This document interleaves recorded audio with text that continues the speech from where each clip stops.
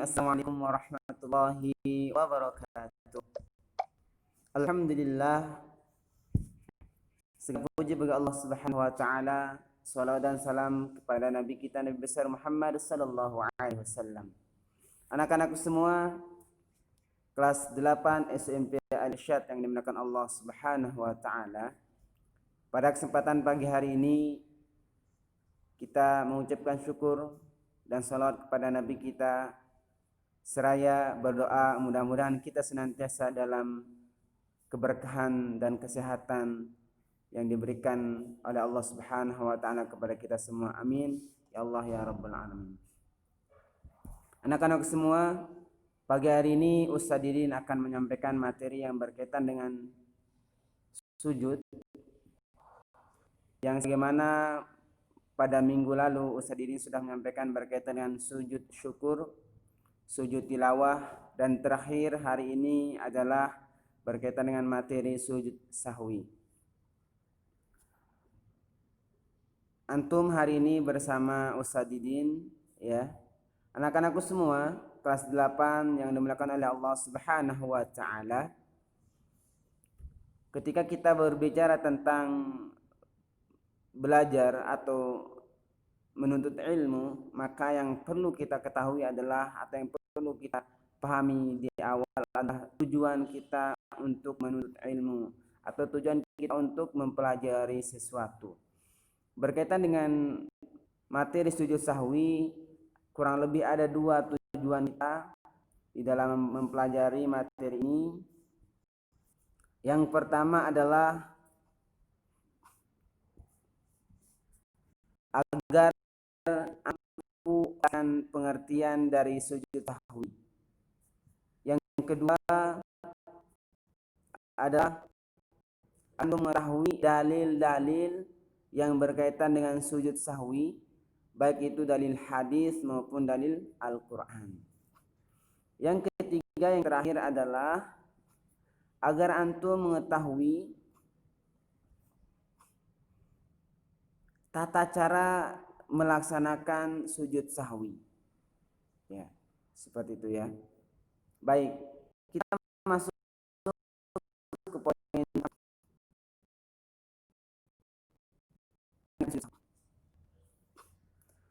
Sujud sahwi adalah suatu pekerjaan atau amalan perbuatan yang berkaitan dengan sujud, yang dimana di sini sujud sahwi ini hanya berfokus pada ketika kita melaksanakan sholat. Ya, di sini disampaikan di dalam slide yang berwarna biru, sujud sahwi adalah sujud dilakukan di akhir sholat atau setelahnya, karena terjadi kesalahan dalam melaksanakan tata cara sholat, ya, baik karena meninggalkan sesuatu yang diperintahkan atau mengerjakan sesuatu yang dilarang tanpa sengaja.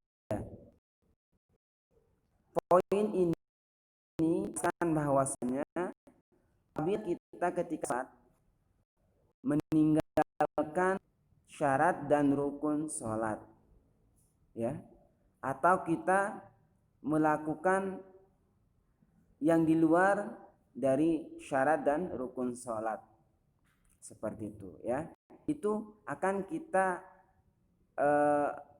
sesuatu itu, atau ketika kita melaksanakan atau meninggalkan itu, maka akan diganti dengan pelaksanaan sujud sahwi. Baik anak-anak semua, sujud sahwi merupakan amalan tambahan, ya, amalan tambahan dalam rangkaian sholat, berupa 2 kali sujud di akhir sholat sebelum salam.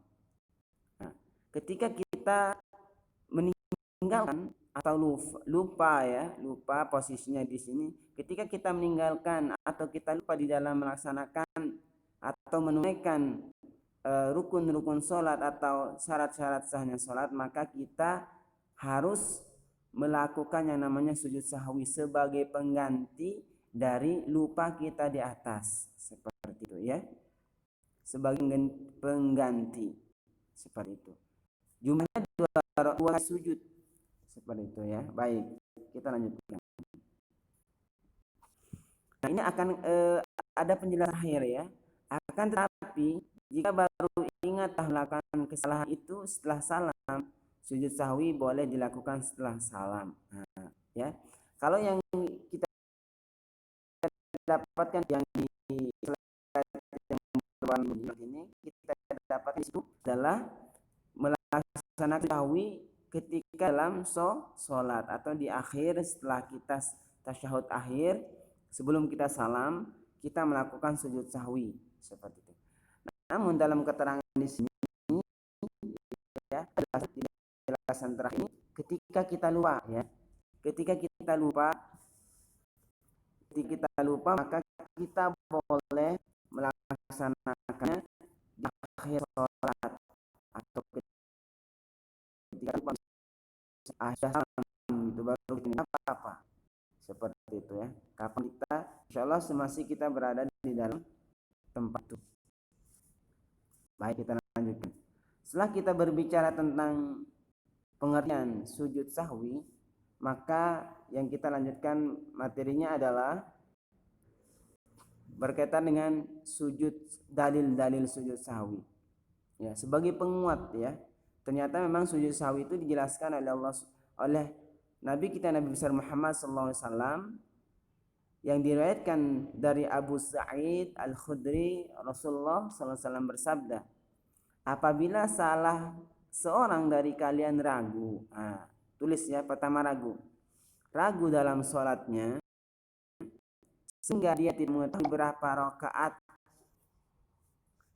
dia sudah melaksanakan sholat, apakah 3 atau 4 rakaat, maka buanglah keraguan dan ambillah yang yakin.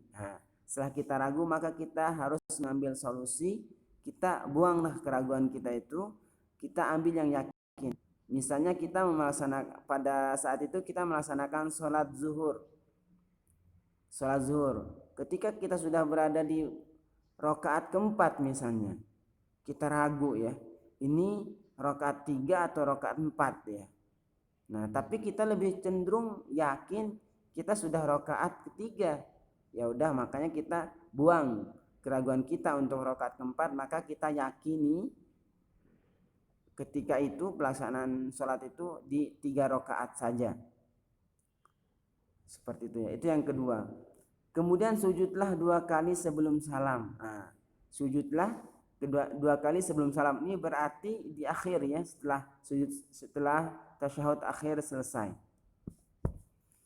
Jika ternyata dia sholat 5 rakaat, maka sujudnya telah menggenapkan salatnya. Ya. Jika ternyata sholatnya memang 4 rakaat, maka sujudnya itu sebagai penghinaan bagi syaitan. Anak-anakku semua, berkaitan dengan hadis ini, ya, yang pertama, apabila kita ragu, maka tinggalkan keraguan-raguan itu. Ambillah yang yakin. Kita yakinnya di mana? Misalnya tadi sudah disampaikan, kita sholat zuhur, seharusnya kita 4 rakaat. Tapi karena kita ragu, ya sudah, kita yakini kita sudah berada di rakaat ke-3. Artinya kita tambah 1 rakaat lagi supaya 4. Dalam posisi seperti itu, di akhir setelah kita melaksanakan tasyahud akhir, maka kita tambah dengan sujud sahwi. Nah, di sini di garis yang dijelaskan di sini ya, di situ jika ternyata dia sholatnya di 5 rakaat ya. Tadi karena kita yakin 3 rakaat, terus kita tambah 1 rakaat jadi 4 berdasarkan keyakinan kita, maka itu sudah menjadi bentuk kemudahan dari Allah Subhanahu wa taala. Namun ternyata setelah kita pikir-pikir gitu ya, ternyata 5 rakaat gitu ya. Ternyata 5 rakaat, itu tidak mengapa seperti itu ya. Karena di sini maka sujud sahwi itu sudah menggenapkan, artinya sujud sahwi itu sudah mewakilinya. Nah, di keterangan terakhir, lalu jika ternyata sholatnya memang 4 rakaat gitu ya, memang 4 rakaat, maka sujudnya itu sebagai penghinaan bagi syaitan. Kenapa kita libatkan syaitan, atau kenapa Rasul menyebut kata-kata syaitan di dalam hadis ini, karena yang membuat kita lupa itu adalah syaitan sesungguhnya ya. Yang membolak-balikkan hati kita itu adalah yang mengganggu ya, bukan membolak-balikkan hati kita. Yang mengganggu kekhusyuan kita itu adalah syaitan dengan berbagai macam cara. Baik, kita lanjut ke hadis yang kedua. Mohon maaf.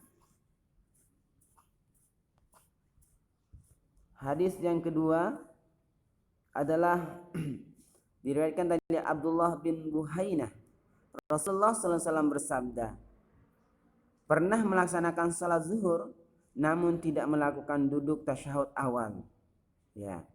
Setelah beliau menyempurnakan salatnya, beliau sujud 2 kali dan beliau bertakbir pada setiap akan sujud dalam posisi duduk sebelum salam. Maka orang-orang mengikuti sujud beliau. Hal itu sebagai ganti yang terlupa dari duduk tasyahud awal. Ya.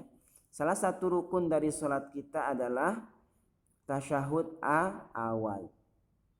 Ketika kita meninggalkan atau lupa dari setiap rukun-rukun salat, maka salah satu caranya kita bisa menggenapkan atau untuk mengganti lupa kita itu, maka dengan sujud sahwi sebagaimana yang dilakukan atau yang dicontohkan oleh Nabi kita, Nabi besar Muhammad sallallahu alaihi wasallam di dalam hadis yang warna biru ini ya.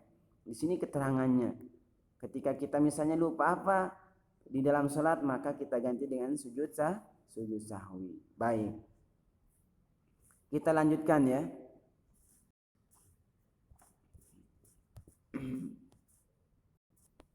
Setelah kita berbicara tentang dalil, maka kita akan berbicara tentang hukum sujud sahwi. Ya.